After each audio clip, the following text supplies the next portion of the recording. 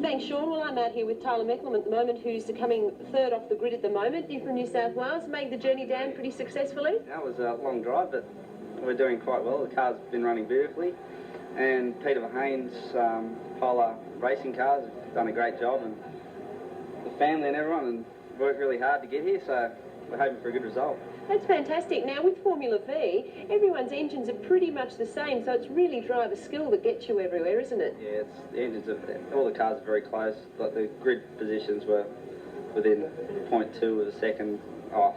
Within 1 second, there was about 26 cars, so the racing's very close, and just hoping for a good result. And on Winton television right around Australia, you're about to see the Bridgestone Formula V Revit Charge. Lee Barclay is going to start off the pole position. And Dean Irwin, I suppose from there, with nothing outside him, we should expect him to lead into auto action corner. Should do it comfortably if he doesn't make a mistake. And he doesn't. Away he goes. Following him out, he is Gary Griffiths and Phil Moyes. They're going to track him up hard, going to auto action corner. Ooh, bit of action there too, as they work their way through. A little bit of shut and shuffle. Gary Griffiths nearly pulled it off there at turn 1, but having to settle for second place at the moment. Yep, down the back, and it is Lee Barclay in front. He's got there from Gary Griffiths, and Phil Moyes is in third place as they work their way around through the sweeper. Now, I suppose with this class, the Formula V, there's not a lot of difference between the times. No, there's not a lot of difference between the cars, really, when it all boils down to it. This one category of racing, like the HU Holdens, that has very tight regulations and has managed to keep the cars very close together.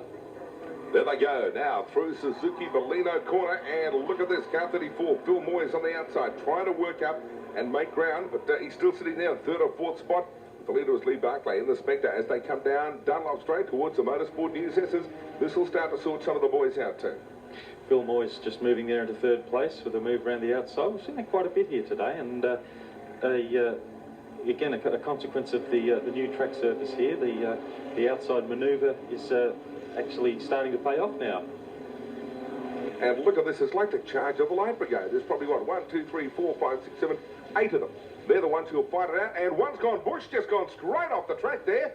Couldn't keep going, and that's car 34, Phil Moyes. Unfortunately, just kept going through the sweeper. And that front wheel is pointing at definitely the wrong angle there. And Gary Griffiths decided to take the shortcut. Just overcooked it at the end of the back straight there, and just trying a bit too hard. He ran across the dirt, took the safe way out.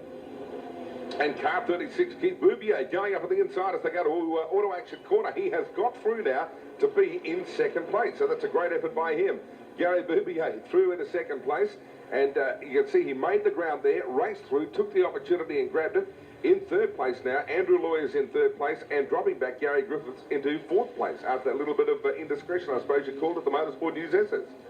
And that's what it's all about. This is Formula V racing at its best. It's close, it's tight, it's tough. It's, I tell you what, when you win a Formula V race, it's a very rewarding thing. It's very hard to win a Formula V race. I suppose with the open wheeler category as such, if you get a slight bump, it can affect you more than it can with some sort of guard over them or not? Yes, it can.